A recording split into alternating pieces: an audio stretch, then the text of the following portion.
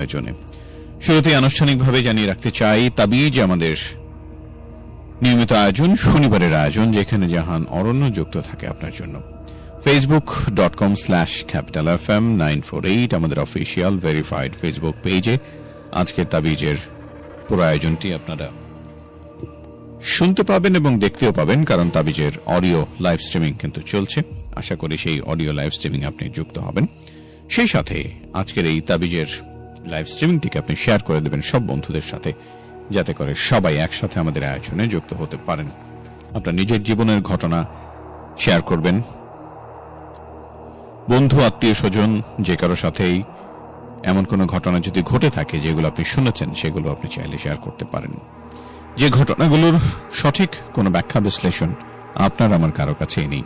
স্বাভাবিক জ্ঞান বিজ্ঞানের বিভিন্ন ধারায় আমরা বিভিন্ন সময় চেষ্টা করে থাকি সেই ঘটনাগুলোকে সমাধান করবার জন্য, রহস্য উদ্ঘাটন করবার জন্য। কিন্তু কিছু রহস্য আমাদের জানা অজানার ঠিক মধ্যিখানে, অনেকটা বিশ্বাস অবিশ্বাসের মধ্যিখানে। তাই আমরা শুরুতেই বলে রাখতে চাই, তাবিজ অনুষ্ঠানে আপনারা যারা আমাদের সাথে যুক্ত থাকবেন তাদের সবাইকেই একটা বিষয় বলবো যে বিশ্বাস করা এবং না করা সম্পূর্ণ আপনার নিজস্ব ব্যাপার। তাই বিশ্বাস এবং অবিশ্বাসের ঠিক মধ্যখানে এই অবস্থান আমাদের, আর এই অবস্থানে থেকেই আশা করি আপনি আমাদের সাথে যুক্ত হবেন। facebook.com/capitalfm 948 আমাদের অফিসিয়াল ভেরিফাইড ফেসবুক পেজে আশা করি আপনি যুক্ত হবেন এবং আপনার নিজের জীবনের ঘটনা এক এক করে আমরা শুনতে পাব। যাই হোক, বেশ কিছু ঘটনা আমাদের কাছে এসছে, সেই ঘটনাগুলো আমরা আপনাদের সাথে শেয়ার করতে পারবো। সেই সাথে যারা আমাদের সাথে নতুন যুক্ত হয়েছেন তাদেরকে বলতে চাই, তাবিজের আয়োজনে যুক্ত হতে চাইলে আশা করি আপনার কোনো একটি ঘটনা আছে যেটি আপনি শেয়ার করবেন, সেটাকে একটু প্রস্তুত করে নিলে ভালো হয়। যদি আপনি মনে করেন পুরো ঘটনাটি আপনি লিখে পাঠাবেন, তাহলে আমাদের ফেসবুকের ইনবক্সে লিখে পাঠাতে পারেন, অথবা চাইলে আপনি সেই ঘটনাটি নিজের মুখে রেকর্ড করে পাঠাতে পারেন। তাহলে আপনার নিজের কণ্ঠে সবাই আপনার সেই ঘটনাটি শুনতে পাবে। পুরো ঘটনা অডিওতে রেকর্ড করে শেয়ার করতে চাইলেও আমাদের ফেসবুকের ইনবক্সে লিখে পাঠিয়ে দিন, তাহলে কিন্তু সেটি আমাদের কাছে এসে পৌঁছে যাবে। আর হ্যাঁ, তাবিজ অনুষ্ঠানে যারা সরাসরি কল করে তাদের জীবনের ঘটনা শেয়ার করতে চান, তাদেরকে বলতে চাই, কল করলে অবশ্যই আগে থেকে একটু প্রস্তুতি নিয়ে তারপরে কল করবেন। একটা নীরব জায়গায়, যেখানে খুব বেশি নয়েজ নেই, যেখানে আপনি আরামে বসে কথা বলতে পারবেন। সেই সাথে আপনি যে জায়গাটাতে বসে একটু কমফোর্ট ফিল করবেন কথা বলতে, এবং আপনার ভয়েস আমরা ঠিক মতো শুনতে পাবো, সেখান থেকে আমাদেরকে কল করবেন। তাহলেই আপনার সাথে আমাদের কথা হয়ে যাবে। নাম্বার বলে দিচ্ছি 0255036659।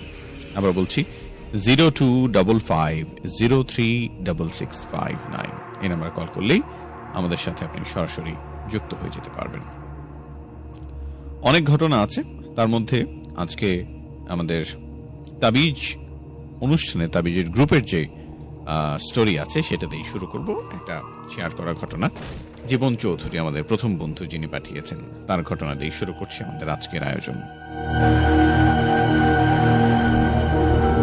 বলছেন, আসসালামু আলাইকুম, আজকেও একটা কালেক্ট করা ঘটনা শেয়ার করছি। ছোটবেলা থেকেই আর্থিক অসচ্ছলতায় বড় হয়েছে টুম্পা।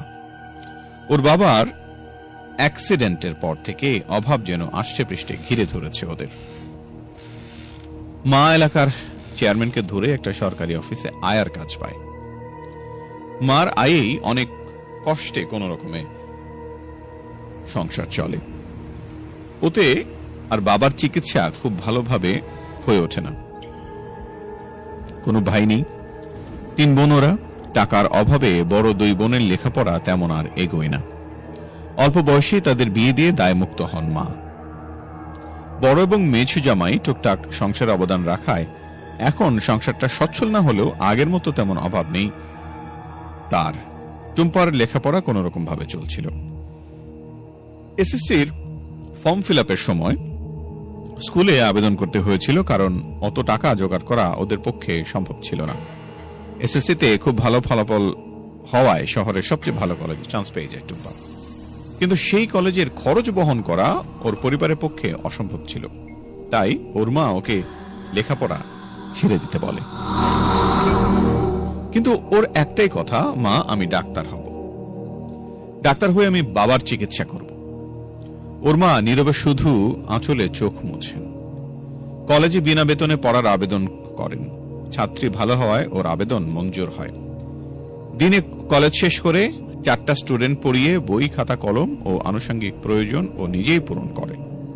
এভাবে অনেক কষ্টে বেশ সাফল্যের সাথেই এইচএসসিতে উত্তীর্ণ হয়। দিনরাত পরিশ্রম করে এবং সেই কারণে মেডিকেলে চান্স পেয়ে যায় টুম্পা। এলাকার চেয়ারম্যান আর্থিকভাবে বেশ সহায়তা করে টুম্পার মেডিকেলে ভর্তির ব্যাপারে।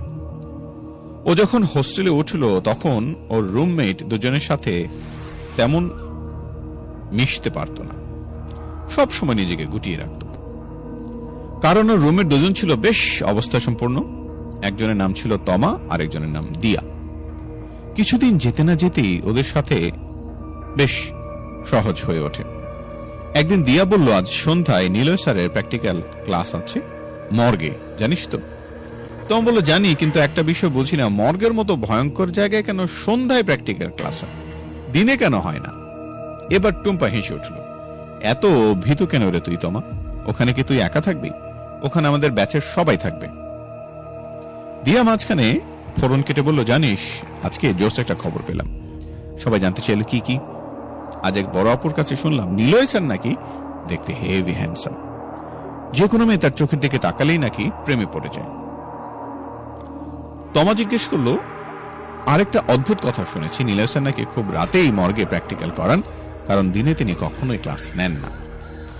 অনেকে নাকি দিনে তার কেবিনে নক করে দেখতে চেয়েছিল যে তিনি কি করেন বা কেন ক্লাস নেন না, কিন্তু আজ পর্যন্ত কেউ সেটা জানতে পারেনি। হসপিটাল কর্তৃপক্ষ নাকি বলেছে যে যার মতো দক্ষ প্র্যাকটিক্যাল ক্লাস আর কেউ নিতে পারে না, তাই তার দিনে ক্লাস না নেওয়ার শর্ত হসপিটাল কর্তৃপক্ষ মেনে নিয়েছেন। টুম্পাও দিয়া অবাক হয়ে শুনলো আর ভাবলো, আরে তাই তো নীলয় স্যারকে কখনোই ওরা কোনো ক্লাস নিতে দিনের বেলা দেখেনি। দিয়া বলে উঠলো, আরে বাদ দে ওসব ফালতু কথা, আমি খুবই এক্সাইটেড স্যারকে দেখার জন্য। দিয়ার কথা শুনে টুম্পা ও তমা দুজনেই উচ্চস্বরে হেসে উঠল। সন্ধ্যায় ওরা যখন মর্গে পৌঁছালো তখন দেখতে পেল ওদের ব্যাচের ছেলেমেয়েরা গোল হয়ে দাঁড়িয়ে আছে, আর ওদের মাঝখানে প্রায় 6 ফিট উচ্চতার একজন সুপুরুষ দাঁড়িয়ে, যার গায়ের রং ফ্যাকাশে সাদা আর চোখ দুটি গাঢ় নীল। অপূর্ব লাগছে সাদার মাঝে নীল চোখের সংমিশ্রণ। ওরা দরজায় দাঁড়িয়ে বাহিরে দাঁড়িয়ে অনুমতি চাইতেই স্যার ওদের দিকে চাইতেই কেন জানি টুম্পার গা ঝাড়া দিয়ে উঠল। মনে হলো কোন নিঃপ্রাণ মানুষের চোখ দেখতে পাচ্ছে সে। গাঢ় নীল যেন থমকে গেছে ওর দুটি চোখে। নীলের স্যার ইশারায় অনুমতি দেওয়ায় তমার দিয়া ঢুকে গেল, কিন্তু টুম্পা কোন এক অজানা ভয়ে পা বাড়াতে পারছে না। মনে হচ্ছে ওর পায়ের ওজন যেন 10 মণ বেড়ে গেছে। তমা ফিরে এসে ওর হাত ধরে ভিতরে নিয়ে গেল। সবাই খুব মনোযোগ দিয়ে দেখছে নিলয় স্যার একটা লাশ খুব যত্নের সাথে কাটছে, কিন্তু টুম্পা কেন জানি লাশ কাটায় মনোযোগ দিতে পারছে না। ওর সম্পূর্ণ মনোযোগ যেন ওই নীল দুটি চোখের মধ্যেই সীমাবদ্ধ। কি করে একজন মানুষের চোখ এত নির্জীব হতে পারে?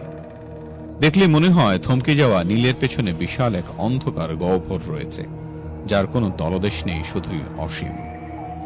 হুট করেই নিলয় স্যার টুম্পার দিকে তাকিয়ে একটি রহস্যময় হাসি দিলেন। টুম্পা আর তাকিয়ে থাকতে পারল না, ওর সারা দেহ ভয়ে কাঁপতে লাগলো। চোখ নামাতে একটা জিনিস দেখতে পেয়ে মনে কেমন যেন একটা খটকা লাগলো।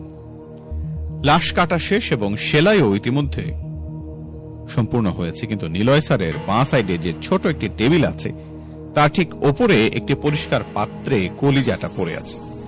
দেখে মনে হচ্ছে খুব যত্নে রাখা হয়েছে ওই কলিজাটা।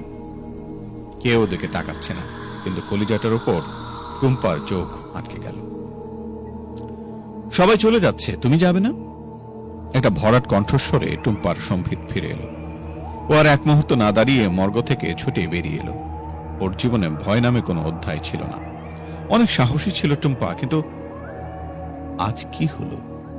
এমন কেন লাগলো যে একটা মৃত মানুষের সামনে দাঁড়িয়ে ছিল আজ? রুমে এসে তমা আর দিয়াকে কলিজার কথা বলতেই ওরা হেসে গড়াগড়ি খেল আর বলল, হয়তো ওটাকে লাশের ভেতরে ঢোকাতে ভুলে গেছেন, আর তুই ওটা নিয়ে এত ভয় পাচ্ছিস কেন? টুম্পার কথা বাড়ায় না। এরপর নিলয় স্যারের 3টি প্র্যাকটিক্যাল ক্লাস পার হলো, কিন্তু টুম্পা একটা ক্লাসেও মন দিতে পারল না, শুধুই ভয় পেত আর লক্ষ্য করত প্রতিবারই কলিজাটা সযত্নে তুলে রাখা। 4র্থ দিন ওদের মর্গে প্র্যাকটিক্যাল পরীক্ষা ছিল। আজ ওরা কাটবে আর স্যার দেখবেন। এক একজন এক এক পার্ট কাটছে আর স্যার ভুল ত্রুটি দেখিয়ে দিচ্ছেন, কিন্তু একবারও টুম্পাকে কিছুই কাটতে দিলেন না, যেন ওর উপস্থিতি স্যারের নজরেই আসেনি। মনে মনে খানিকটা খুশি লাগছিল, কারণ ওকে কাটতে দিলেও কিছুই পারত না। সেদিন সবাই চলে গেলে টুম্পা চুপিসারে মর্গের জানালায় এসে দাঁড়ালো। কৌতূহল ওকে এতটাই পেয়ে বসেছিল যে ভয় তার কাছে হার মেনেছিল। কিছুটা দ্বিধা নিয়ে উঁকি দিল, আর যা দেখল তাতে ওর চোখ ভয়ে বিস্ফোরিত হয়ে উঠল। দেখল স্যার লাশের ড্রয়ারটা টেনে বের করলেন, তার ভেতরে 2 হাত পুড়ে দিয়ে সেই কলিজা সহ পাত্রটা বের করলেন। তারপর খুব যত্ন সহকারে কচকচ করে কলিজাটা চিবিয়ে খেলেন। তারপর একটা আত্মতৃপ্তির ঢেকুর তুলে ঠোঁটের রক্ত মুছতে মুছতে একটা বাঁকা হাসি দিয়ে জানালার বাহিরে দাঁড়িয়ে থাকা টুম্পার দিকে তাকালেন। তার তাকানো দেখে টুম্পার সহ্য করতে পারল না, সঙ্গে সঙ্গে লুটিয়ে পড়ল মেঝেতে। যখন জ্ঞান ফিরল, নিজেকে হসপিটালের বেডে আবিষ্কার করল। ততক্ষণে সকাল হয়ে গেছে। সবার উৎসুক চেহারার মাঝে আরেকটি চেহারা দেখতে পেল। দেখেই ভয়ে ওর হাত পা জমে গেল। এই প্রথম নিলয় স্যারকে দিনের বেলায় দেখল, তবে ওর কেন যেন মনে হচ্ছে ও ছাড়া তাকে আর কেউ দেখতে পাচ্ছে না। আর তাকাতে পারল না। ভয়ে চোখ বন্ধ করতেই শুনতে পেল সেই ভরাট কণ্ঠ, যেন ওর কানের মধ্যে ঢুকে কথা বলছে। আমি জানি টুম্পা, সেই প্রথম দিন থেকেই তুমি আমাকে চিনতে পেরেছিলে। আমিও অবাক হয়েছিলাম, এত বছরেও কেউ আমাকে চিনতে পারেনি, শুধু তুমি চিনলে। আর কেউ আমার চোখের ভাষা পড়তে পারেনি, শুধু তুমিই পেরেছিলে। আমি জানতাম তুমি জানালার বাহিরে দাঁড়িয়ে, তবু আমি আমার আসল রূপ তোমাকে দেখিয়েছিলাম, কারণ তোমাকে লোকানো সম্ভব ছিল না। তোমার মধ্যে হয়তো বিধাতা এমন দৃষ্টি দিয়েছেন যা সাধারণ কোনো মানুষের মধ্যে নেই। তাই তো সবার চোখ ফাঁকি দিতে পারলেও কলিজাটা তোমার চোখে ঠিকই ধরা পড়েছিল। আমি ইচ্ছে করলে তোমাকে সরিয়ে দিতে পারতাম, কিন্তু তোমার জীবনের লক্ষ্যটা আমার এখানে থাকার চেয়ে অনেক বড়। আমি অন্য জায়গায় খুঁজে নেব। তুমি ভালো থেকো আর মনোযোগ দিয়ে পরবর্তী প্র্যাকটিক্যাল ক্লাসগুলি করো, কারণ আমি জানি তুমি একটা ক্লাসেও মনোযোগী ছিলে না। জীবনে অনেক বড় হও আর যা কিছু দেখেছো ভুলে যাও। টুম্পার চোখ খুলতেই আর স্যারকে দেখতে পেল না। ওই দিনের পর থেকে আর নিলয় স্যারকে কেউ খুঁজেই পায়নি। তবে সপ্তাহখানেক পর হসপিটাল কর্তৃপক্ষ একটি মাফিনামা পেল, যাতে লেখা ছিল আমি নিলয় কোন একটা কারণ না জানিয়ে যেতে বাধ্য হয়েছি। আশা করি কর্তৃপক্ষ ক্ষমা সুন্দর দৃষ্টিতে দেখবেন এবং আমার পদে অন্য কাউকে নিয়োগ করবেন।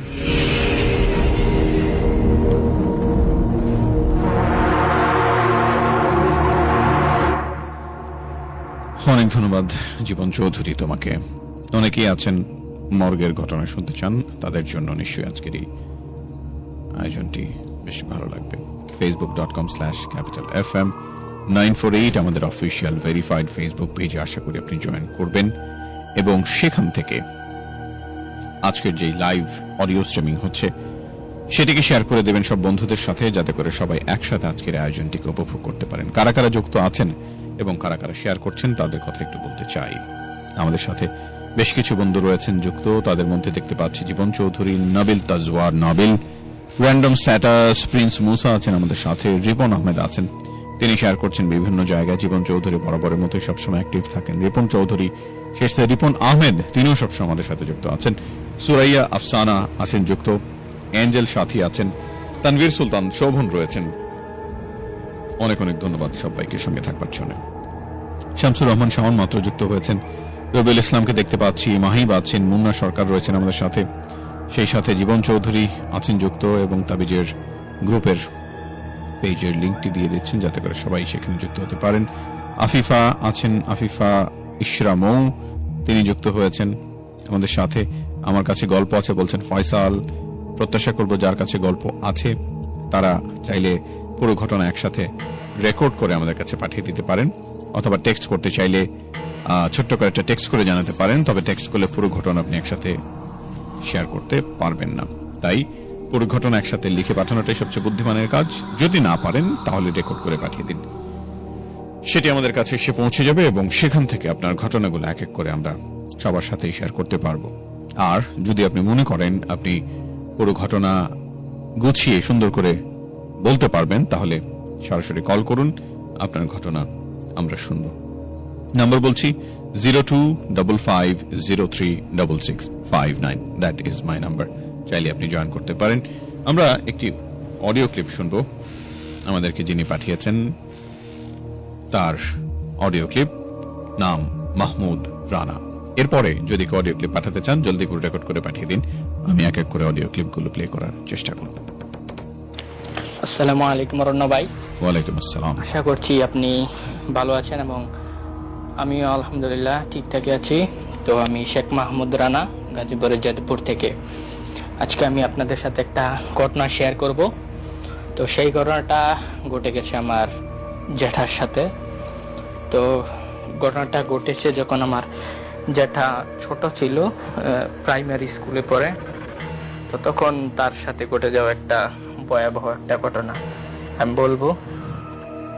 তো ঘটনাটা শুরু করি। ঘটনাটা হলো যে আমার জেঠু যেই প্রাইমারি স্কুলে পড়তো, তখন সে ক্লাস 2 বা 3 এরকম ক্লাসে তখন সে পড়তো। তো সেই স্কুলটা ছিল আমাদের এলাকা থেকে একটু দূরে, 20 মিনিট লাগে প্রায় যেতে ওই এলাকায়। তো ওইটাই ওইখানে পড়ালেখা করে। তো ওই স্কুলটা অনেক মানে আগে মাটির ছিল, আর তো ওটার সামনে অনেক বড় মাঠ ছিল, বাগানের মতো ছিল, পুকুর ছিল ওইটার সাইডে, তার পিছনে একটা আম গাছ ছিল। তো ঘটনাটা আসলে ওই আম গাছকে কেন্দ্র করে একটা ঘটনা। তো ঘটনাটা আসলে কি ঘটে, আমার যে জ্যাঠা সে ওই মাঠে খেলাধুলা করতো তার বন্ধুদের সাথে। তো তারপরে তারা ওই মানে খেলাধুলা করতে যখন ক্লান্ত হয়ে যেত, তখন ওই যখন তারা ক্লান্ত হয়ে যেত তখন ওই আম গাছের নিচে যেত, যেটা স্কুলের পিছনে। তো এখানে গিয়ে বসে থাকতো এবং এখানে একটু নিচু ছিল আম গাছটা, মানে বসার জায়গার মতন দুইটা ডাল উপরের দিকে চলে গেছে, কিন্তু অনেক উঁচা এইভাবে দেখলি। তো সেখানে বসে থাকতো, গল্প করতো। তারপর একদিন কি ঘটে যে উপরের লেভেলের যেই ছাত্ররা আছে স্কুলের, তারা মানে কি করলো যে ওই আম গাছের ডাল তারপরে এগুলো নাকি দিয়ে কাটতেছিল, বাইনা ফেলতেছিল। তারপর এটা দেখে আমার জেঠু বল যে এটা তোমরা কি করতেছো, এটা ভাঙো কেন ডাল, এভাবে সবকিছু ভাঙিয়ে ফেলতেছো কেন?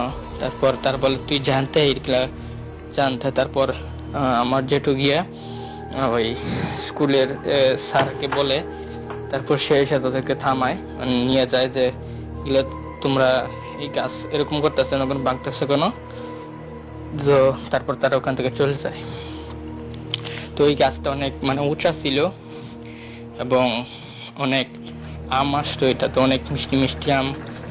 বাচ্চারা খাইতো যখন স্কুল যখন থাকতো, বৃষ্টি হইলে যখন আমগুলো পড়তো তখন তারা এগুলো খাইতো। এবং উপরের যে ডাল ছিল, ওখানে আমার যেটা একদিন লক্ষ্য করে যে ওখানে একটা অনেক বড় একটু সাইজে একটা আম আছে, এরকম পেকে রয়েছে, কিন্তু এটা মানে ওঠার মতো, ওটা যে জ্বরে পড়বে এরকমও কোনো কিছু হচ্ছে না, যে বৃষ্টির সময়টা পড়ে যাবে এরকম জ্বর বাতাসে একটু হচ্ছে না। ওই একটা আম অনেক সবকিছু মানে অনেক দিন চলে গেল, যে বৃষ্টি বাদলার দিন চলে গেল, তবুও মানে গাছের সবগুলো আম বাচ্চারা পেরে খেয়ে নিয়েছে। ওই একটা আমের মৌসুম তখনও ছিল, ওই আমটা মানে উপরে রয়ে গেছে, ওইটা এখনো পরে না। তো ওইটা কি করবে, ওটা ওখানেই ছিল। তারপরে একদিন কি হইলো যে আমার যেই জেঠু এবং তার যেই ছোট বন্ধু বান্ধবরা ছিল, তারা বললো যে স্কুলের পরে আবার তারা বাসায় থেকে খাওয়া দাওয়া করে আইসা আবার এই স্কুলে এখানে আসবে, মাঠের এখানে বাগানে খেলাধুলা করবে। তো সেদিন তারপর যেহেতু বাসা আসে, আবার তার বাবা স্কুলের ওখানে যায়, গিয়ে মানে বিকালবেলা সন্ধ্যার আগ পর্যন্ত খেলে।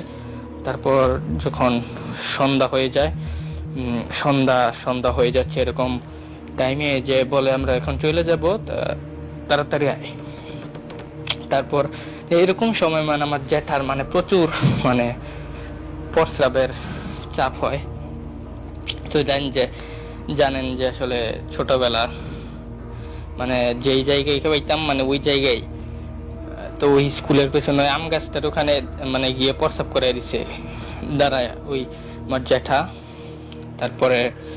তারপর কিছু আর হয় না, তারপর আসে পরে বাসায় আসে। তো তারপরে আসল ঘটনাটা শুরু হয় পরের দিন থেকে। প্রচুর ঘুম থেকে ওঠার পরে আর মানে উঠতে পারছে না বিছানা থেকে, শরীর প্রচন্ড ব্যথা, মাথা ব্যথা একদম পুরা ফাইটা যাইতেছে মাথা, এরকম পরিমাণে ব্যথা। বলতেছে আমি আজকে স্কুলে যাইমু না, আমার মানে প্রচুর শরীর খারাপ লাগতেছে। তো বলে স্কুল, তারপর যে দাদি বলে যে স্কুলে না গেলে পড়ালেখা করবি কেমনে, তাড়াতাড়ি যাই কয়টা ক্লাস করতে পারো। তারপর যায়, তারা মাটিতে বসে আসল ক্লাস করে। মাটির ছিল গড়। তো সে তারপর যাই মানে একদম কি হয় যে তার একটা অদ্ভুত লাগছে, এটা কি তার মনের একটা কোনো ছিল নাকি, সে তো যখন ছোট ছিল সে কিছু বুঝতে পারে না। তো মানে যখন সে মানে স্কুলের এরিয়ার ভিতরে থাকে, স্কুলের যে এরিয়াটা ওইটার ভিতরে যখন থাকে, তখন তার কোনো শরীর খারাপ নাই, কিচ্ছু নেই, মাথা ব্যথা নাই, শরীর ব্যথা নাই, কিচ্ছু নেই। সে ওখানে খেলাধুলা করতে পারে, তো বন্ধুদের সাথেও খেলাধুলা করে। তারপর যখন সে ওই স্কুলের এরিয়াটা থেকে বার হয়ে যায়, বাসায় এসে পড়ে, তখন তার মানে শরীর ব্যথা, মাথা ব্যথা, মানে যত রকমের অসুখ সব তার হয়ে যায়। তারপরে মানে সে তো আর বুঝতে পারে না যে স্কুলে থাকলে তার হয়তো তার মনে করছে স্কুলে খেলাধুলা করি বন্ধু বান্ধবদের সাথে, জন্য হয়তো খেয়াল থাকে না যে অসুখ ছিল বা আমার কোনো কিছু হয়েছিল। তো সে আমার দাদিকে বলছে যে আমি যখন স্কুল থাকি তখন আমার কোনো রকম লাগে না, কিন্তু যখন স্কুল থেকে আইসা পড়ি বাসায় আসি তখন আমার খারাপ লাগে অনেক। তো এরপরেও অনেক খারাপ হয়, যে পরের দিন আরো খারাপ, যে বমি হয়, তারপর শরীর প্রচন্ড ব্যথা করে। তো পরের দিন তার বন্ধু বান্ধব যে ছোট ছোট বন্ধু গুলা ছিল, তো তারা বাসায় আসে যে তুই আজকে স্কুলে যাবি না।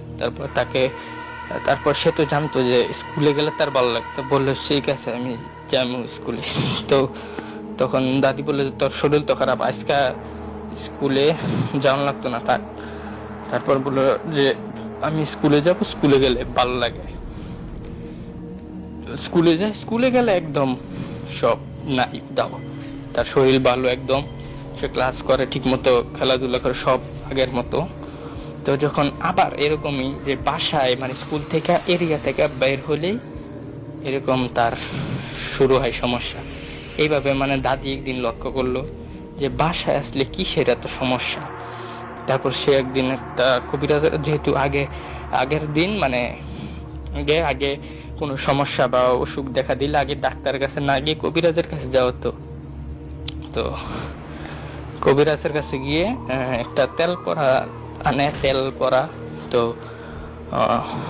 তেল পরা আনার পর তার শরীরে মালিশ করা হয়। মালিশ করার পরেও মানে একটু কমে, আবার সমস্যা দেখা দেয় যে একদম পুরা জ্বরে ব্যথা, পুরো শরীর উঠতে পারতেছে না, বমি, আর দিন দিন কোনো কিছু খাইতে পারতেছিল না,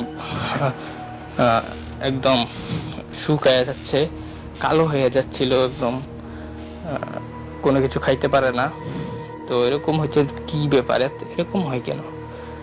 তারপরে এরকম যাইতে যাইতে প্রায় 1 মাসের মতো হয়ে গেছে। তখন মানে আমার জ্যাঠাই মানে একদম পুরো শরীর দুর্বল। এরকম একদিন রাতে তারপরে স্বপ্ন দেখে যে মানে সে স্কুলে স্কুলে কোনো বন্ধু বান্ধব নাই, কিচ্ছু নাই।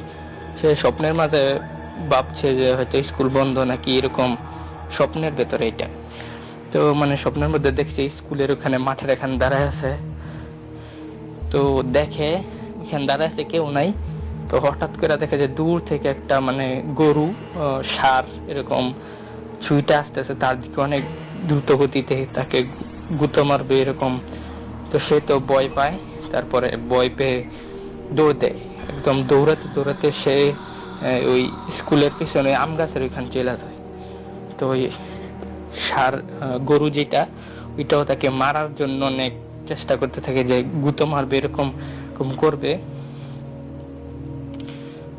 তো ওই ষাঁড়টা যেটা আছে ওইটা মানে কি যেন বলতে থাকে, সে তো স্বপ্নের মধ্যে মানে ষাঁড় কি বলছে এটাতে মানে বুঝতে পারছে না। এরকম ষাঁড় মানে গরুটা কিছু একটা বলছে, যে সর সামনে থেকে সর, মানে এরকম কিছু একটা বলছে। তারপর সে মানে ওইখান থেকে সরে যায় গাছের ওইখান থেকে। তারপর ওই ষাঁড়টা গিয়ে গাছের মধ্যে অনেক জোরে মানে ধাক্কা দেয়। তো ওই গাছের যে উপরে, ওইটা কিন্তু স্বপ্নের মধ্যে মানে দেখতেছে যে ওই গাছের যেই উপরের যে আমটা ছিল ওইটা মানে পইরা গেছে। তো পইরা মানে নিচে মাটিতে পড়ে গেছে। তারপরে ওই ষাঁড়টা আবার, ষাঁড় যেটা গরু, তা আবার তাকে বলতেছে আজকে তোকে ছাইরা দিলাম, কারণ তুই আমারে বাঁচাইছিলি, তুই এই গাছটারে বাঁচাইছিলি, লিগা তোর আজকে ছাইরা দিলাম।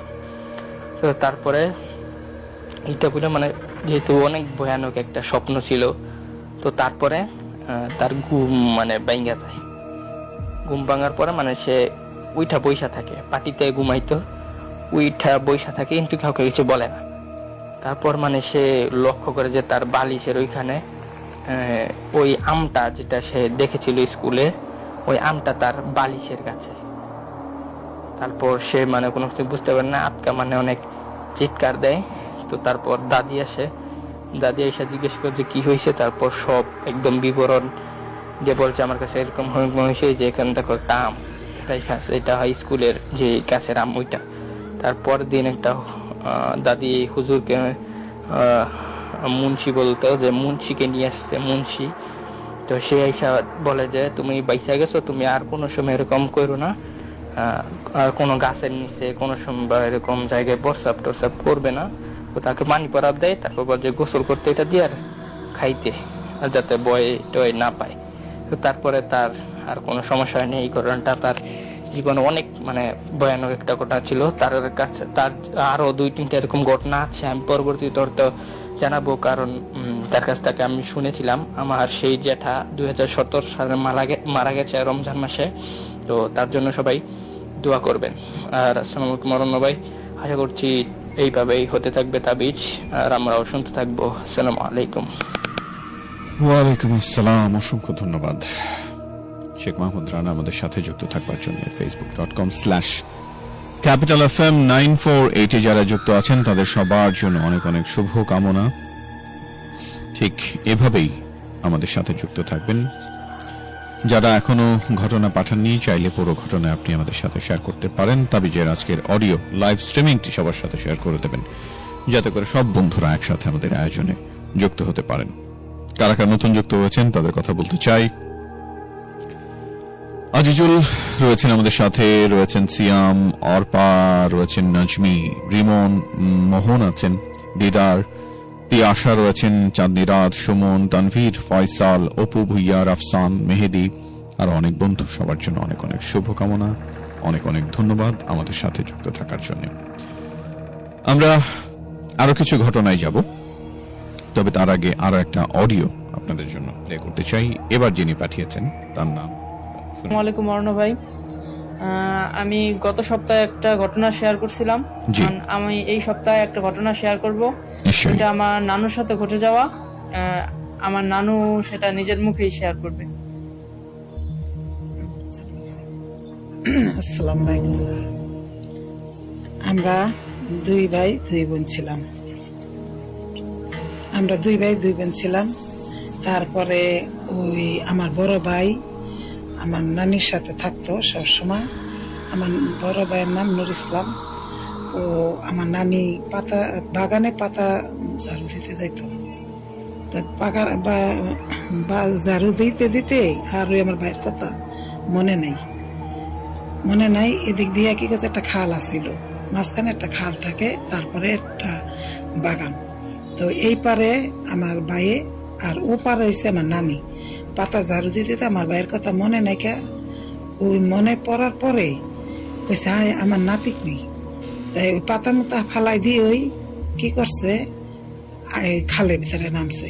নাইমা দেখে কি নিচে আমার ভাইয়ে এই অজ্ঞান হয়ে পড়ে রয়েছে পানির নিচে।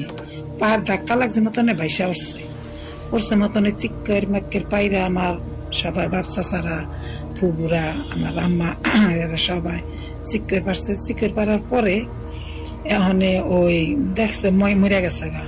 অনেক যারা পুষি দিছে। আমার নানি আবার ব্রিটিশ আমলের দায়ী ছিল, তারপরে ফকির আলী করছে, যারা পুষি দিছে এর সৈদ্যা ভূতে ধরছে। এই ছাগলের রূপ হইয়া আমার বাইরে গুতা দিয়া পানিতে ফালাই দিয়া ওই ভূতে কি করছে, মাটির নিচে পানির নিচে রেখে দিছে।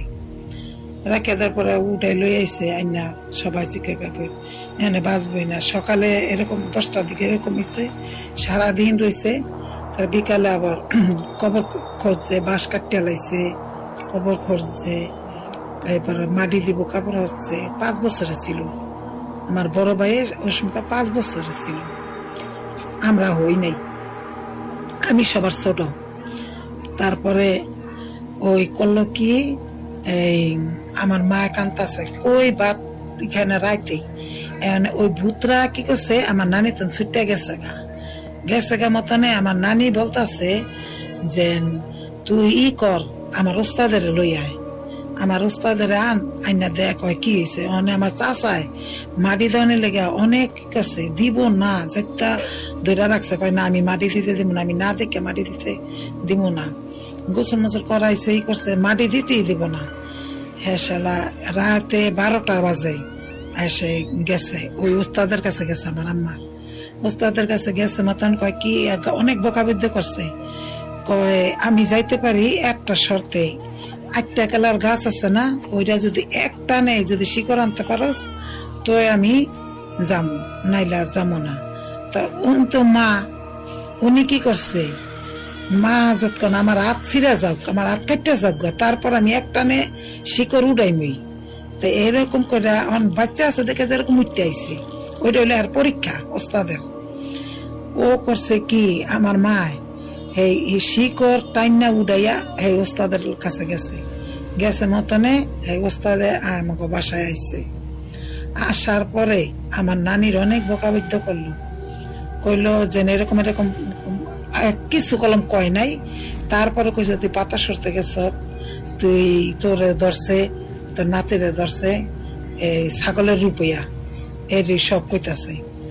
তা সে যারা পুষি দিছে মতনে দেখি এই চক্ষুটারে মিনমিন কথাছে, আর মুখ ঠোঁটটারে লাড়তাছে মতনে। আমার নানি, মায়, আমার আব্বাই এরা সবাই চিক্কের পাক্কের লাগেছে। এই যে দম ঢুকাছিল, এই যে দমটা বাইরে যেতেছে না, আরো বেশি করে চিক্কে দিতেছে মতনে। ও করছে কি, এক কেলা চাইছে, চাইয়া কয় কি নানিকে ডাক দিছে,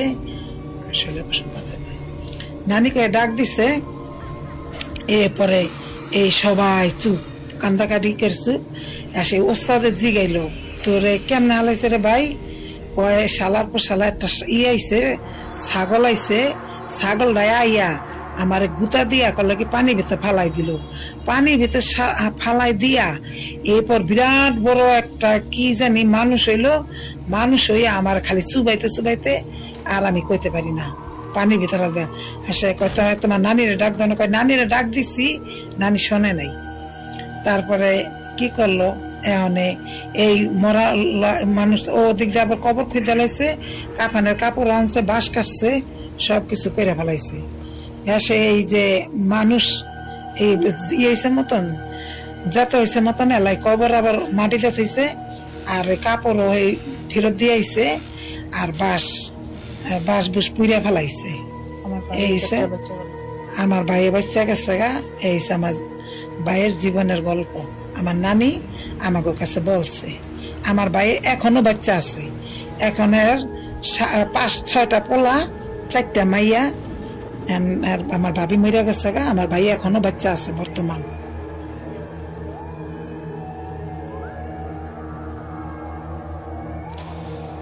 অসংখ্য ধন্যবাদ। এবং সত্যি আজকের শুভ যে কাজটা করেছে সেটা আরো অনেক বেশি প্রশংসার দাবিদার।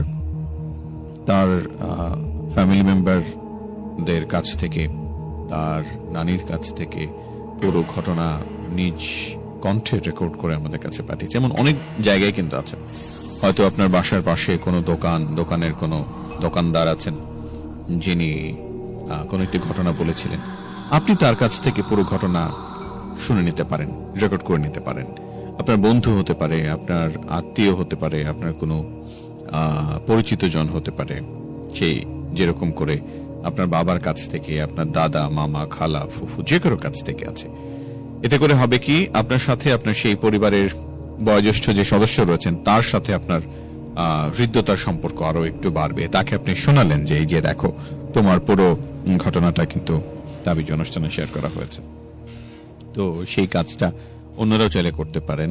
আপনার নিজের কাছে কোনো ঘটনা যদি না থাকে, নিজে যদি আপনি মনে করেন পুরো ঘটনা রেকর্ড করে পাঠাতে কষ্ট হয়, বা আপনি হয়তো এখন আর ঘটনা পাননি, আপনার ফ্যামিলিতেই দেখবেন এমন কোন সদস্য রয়েছেন যারা বয়োজ্যেষ্ঠ আছেন, আপনার চাচা, আপনার ফুফু, আপনার দাদি, নানি, নানা, দাদা, এমন যে কেউ আছেন, তাদের কাছ থেকে পুরো ঘটনা আপনি আগে বলবেন যে তাবিজ অনুষ্ঠানে তোমার কণ্ঠে সেই ঘটনাটা প্লে করা হবে, অরণ্য ভাই সেখানে থাকবে, তুমি বলো, আমি রেকর্ড করে নিচ্ছি, ব্যাস আপনি তারপর আমাদের কাছে সেন্ড করে দেবেন। অসংখ্য ধন্যবাদ আপনাকে। আমাদের সাথে যারা যুক্ত আছেন তাদের কথা বলতে চাই আরো একটি বার, যারা শেয়ার করছেন তাদের কথা বলি।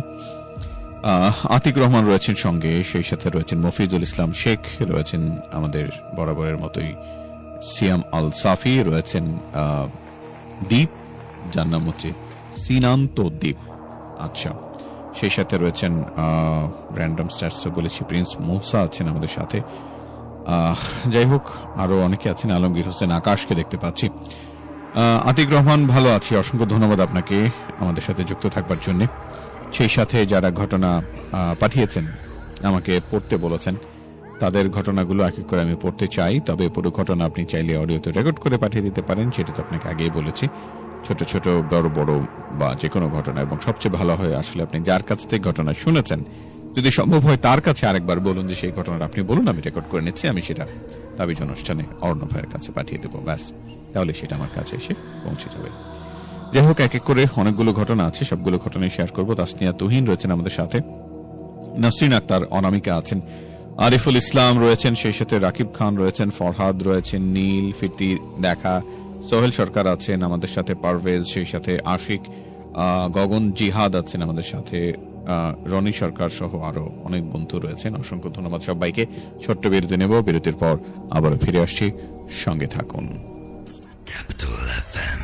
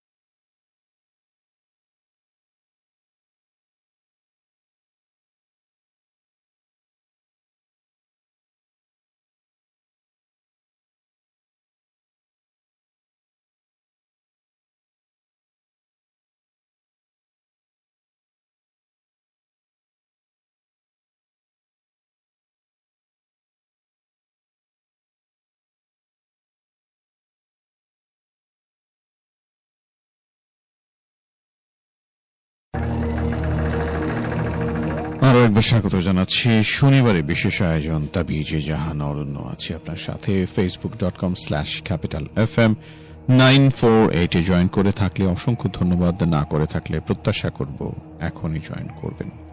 যারা যারা যুক্ত আছেন তাদের মধ্যে নতুন যারা আছেন তাদের কথা একটু বলতে চাই। সিয়াম খান রয়েছেন যুক্ত।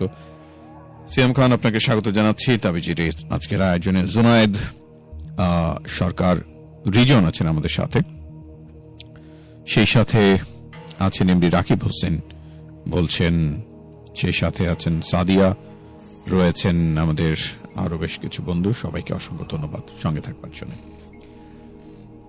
যারা আছেন যুক্ত তাদের ঘটনাগুলি এবার এক এক করে শেয়ার করতে চাই।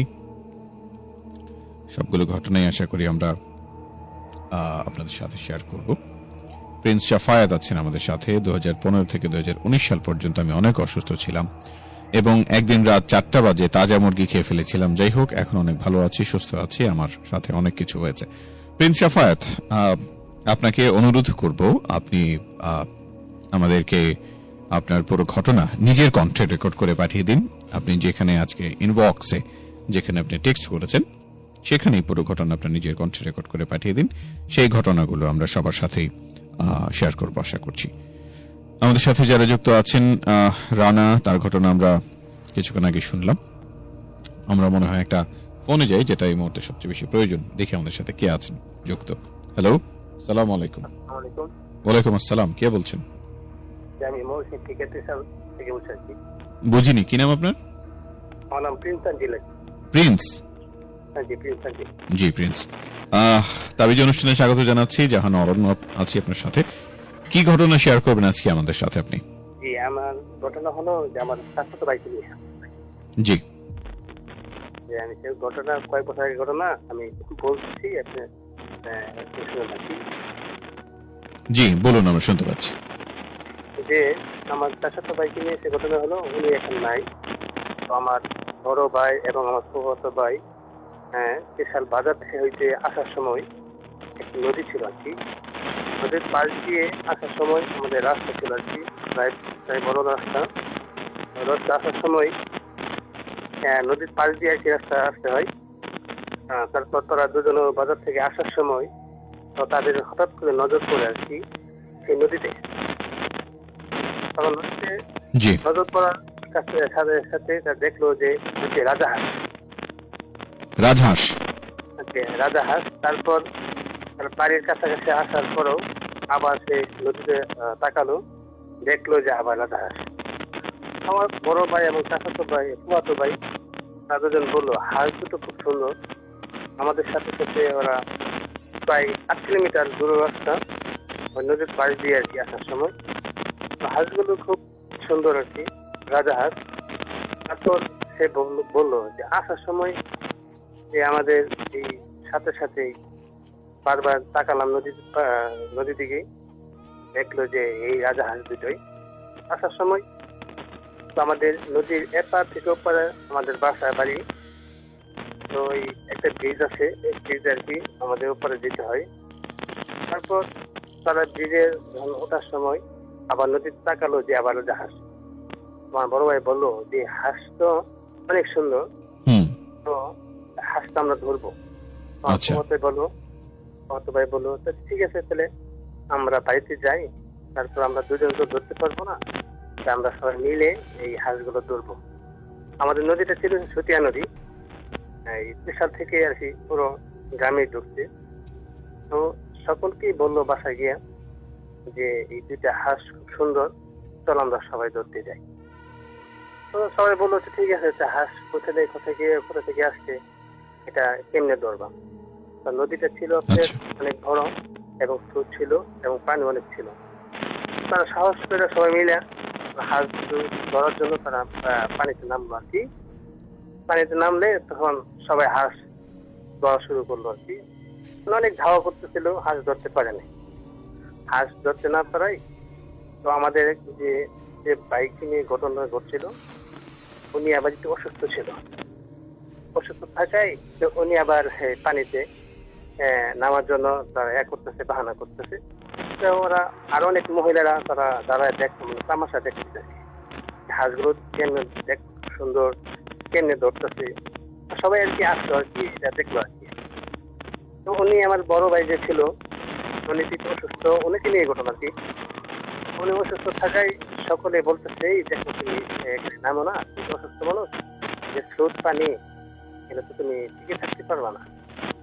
আর সে বলতেছে না, আমি হাঁস ধরবো, হাঁসটা খুব সুন্দর আমি ধরবো। আরো কয়েকজন তারা সে নামলো, আমাদের ভাই, চাচাতো ভাই, এরকম অনেকে আমাদের সমাবেশে পান সকলে নামলো। নামলে তার হাঁস ধরাধরি করা শুরু লাগলো। তখন আমার যে বাইক নিয়ে ঘটনা, তার নাম ছিল হামিদ। উনি যে প্রতিকল্পনা আছে না, সেটা আমরা যেটা বলি কুচ্ছা, আমাদের বাসায় বলি কুচ্ছা, এই প্রতিকল্পনার উপরে সে বসলো আর কি, নাই বসলো। সেটা ক্লান্ত হয়ে গেছিল, অসুস্থ তো ক্লান্ত হয়ে গেছে। তখন তারা আমাদের ভাই এবং তারা যে কয়েকজন হাঁস ধরাধরি করলো, হাঁস ধরাধরি করাই আমার ভাই যে প্রতিকল্পনার উপরে উঠলো, চাচাতো ভাই অসুস্থ, উনি প্রতিকল্পনার উপরে বসলো। তাই বাবা তারা আমার সকলেই হাঁস ধরার ধাওয়া করতেছে। একটা হাঁস ধরা হয়েছে আর কি, একটা হাঁস ধরলে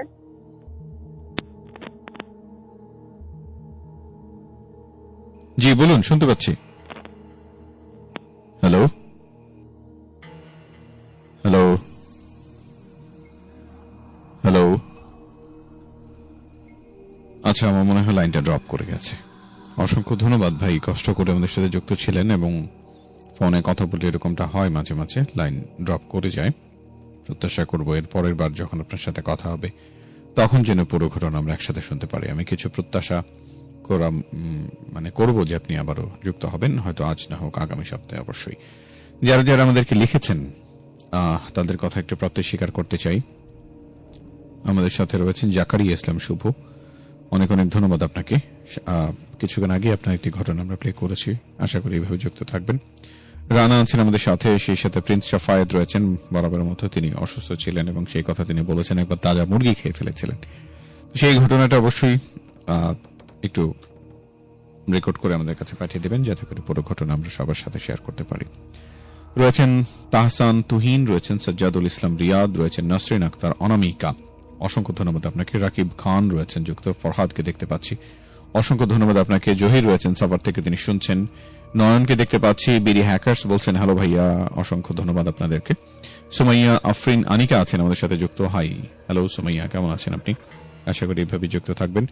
রাকিব হাসান, হ্যাঁ আমি ভালো আছি, অসংখ্য ধন্যবাদ আমাকে জিজ্ঞেস করবার জন্য, আশা করি আপনিও ভালো আছেন, আর ঠিক এভাবে যুক্ত থাকবেন। facebook.com/capitalfm 948 আমাদের অফিসিয়াল ভেরিফাইড ফেসবুক পেজে আপনি জয়েন করবেন। আর তাবিজ অনুষ্ঠান সম্পর্কিত কোনো প্রশ্ন জিজ্ঞাসা যদি থাকে, ছোট করে একটা টেক্সট আমাদের কাছে পাঠিয়ে দিতে পারেন। সেলফোনের SMS অপশনে গিয়ে টাইপ করবেন CFM স্পেস আপনার নাম সঙ্গে লোকেশন লিখে আপনার সেই কমেন্ট পাঠিয়ে দেবেন 26969 নম্বরে, তাহলে কিন্তু সেটা আমার কাছে এসে পৌঁছে যাবে। বেশ কিছু বন্ধু আমাদের সাথে যুক্ত হয়ে থাকেন প্রতিবারের মতোই, তাবিজে নিয়মিত কিছু বন্ধু থাকেন, তার মধ্যে আবার নতুন কিছু বন্ধুরা যুক্ত হন, তাদের সবার জন্য অনেক অনেক শুভেচ্ছা। পড়শি ইসলাম আছেন আমাদের সাথে, অনেকদিন ধরে তিনি শুনেন, প্রথম কমেন্ট করেছেন এবং তিনি এই ঘটনায় আমার সাথে হয়েছে বলতে চাই। জি অবশ্যই, প্রত্যাশা করছি আপনি আপনার ঘটনা শেয়ার করবেন আমাদের সাথে এবং লিখে জানাবেন যে আপনি আমাদের সাথে যুক্ত আছেন এবং কি ঘটনা শেয়ার করতে চান, সেটাও ইনবক্সে পাঠিয়ে দিন, আমরা আপনার সেই ঘটনা প্লে করার চেষ্টা করব। পারুলের ঘটনা, নয়ন মিয়া আছেন আমাদের সাথে, সেই সাথে রয়েছেন আজিজুল হাকিম। হ্যালো আজিজুল হাকিম, শুনছি ভালো লাগছে, অসংখ্য ধন্যবাদ আপনাকে, অনেক ভালোবাসি তাবিজকে। আর আপনাকে ভাইয়া এহসান রহমান আছেন আমাদের সাথে যুক্ত, খুব ভয়ানক গল্প শুনতে ভালো লাগে, ভৌতিক কাহিনী। আফরিন রাসেল আছে আমাদের সাথে, আজকে তো লাইভ হচ্ছে অলরেডি। তাবিজ আমার অনেক ভালো লাগে, অনেকদিন ধরে শুনছি, ভালো কথা কি আমাদের নয়ন মিয়া, তাবিজ এই গল্প অনেক ভালো লাগে বলছেন আরফিন রাসেল। আশিক বলছেন যে লাইভ হচ্ছে কিনা, হ্যাঁ আশিক লাইভ তো হচ্ছে নিশ্চয়ই, আপনি এই মুহূর্তে দেখতেও পাচ্ছেন আশা করি সেই লাইভটা।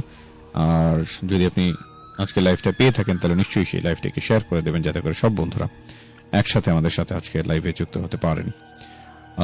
সাদেককে দেখতে পাচ্ছি, রাজীব চন্দ্র আছেন আমাদের সাথে, অসংখ্য ধন্যবাদ আপনাদেরকে। নয়ন মিয়ার কথা বলেছি, তিনি আমাদের সাথে যুক্ত আছেন, বহুদিন থেকে যুক্ত আছেন, এভাবেই যেন সবসময় যুক্ত থাকেন সেই প্রত্যাশা করছে। সিয়াম, আপনাকে অসংখ্য ধন্যবাদ যুক্ত থাকার জন্য।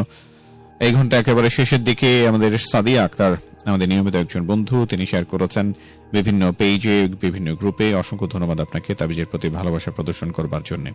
সেই সাথে রয়েছেন রত্নাকে দেখতে পাচ্ছি। শাহনাজ আক্তার, আপনাকেও স্বাগত জানাচ্ছি আমাদের তাবিজ অনুষ্ঠানে। সেলিম ভাই আছেন, সেলিম ভাই আপনাকে স্বাগত জানাচ্ছি। আতিক রহমান, আপনার জন্য অনেক অনেক শুভকামনা, ভালোবাসা থাকলো। আগামী সপ্তাহে এভাবে যুক্ত থাকবেন। মফিজুল ইসলাম শেখ, আপনার জন্য শুভকামনা, ভালোবাসা। জীবন চৌধুরী, আপনাকে অনেক অনেক ধন্যবাদ সঙ্গে থাকবার জন্য, যুক্ত থাকবার জন্য। সিয়াম আল শাফি আছেন যুক্ত, অসংখ্য ধন্যবাদ সবাইকে সঙ্গে আছেন। তাবিজ আমাদের নিয়মিত আয়োজন, শনিবারের আয়োজন, যেখানে জাহান অরণ্য থেকে যুক্ত। আশা করি আপনিও আমাদের সাথে যুক্ত থাকবেন তাবিজ অনুষ্ঠানে। এই ঘন্টা একেবারে শেষের দিকে, নতুন ঘন্টা আবার ফিরবো। আশা করি সবাই ভালো থাকবেন। আর হ্যাঁ, তাবিজ অনুষ্ঠানে কোনো ঘটনা শেয়ার করতে চাইলে আবারও বলতে চাই, পুরো ঘটনা একসাথে লিখে রাখতে পারেন। কারণ যেদিন শনিবার অনুষ্ঠান হয় সেদিন লিখতে গেলে সময় লাগবে, তার আগে যখন একটু সময় পাবেন তখন লিখে পাঠিয়ে দিতে পারেন, অথবা যদি সম্ভব হয় অডিওতে রেকর্ড করে পাঠিয়ে দিবেন। এবং যদি আরো সম্ভব হয় তাহলে যার কাছ থেকে ঘটনা শুনেছেন, আপনার বাবা মা আত্মীয় স্বজন, তার কণ্ঠে পুরো ঘটনা রেকর্ড করে পাঠাবেন। তাহলে দেখবেন শুনতে আরো অনেক বেশি ভালো লাগবে। এই ঘন্টা থেকে নিচ্ছি বিদায়। শুনছেন শনিবারের বিশেষ আয়োজন তাবিজ, যেখানে জাহান অরণ্য আছে আপনার জন্য।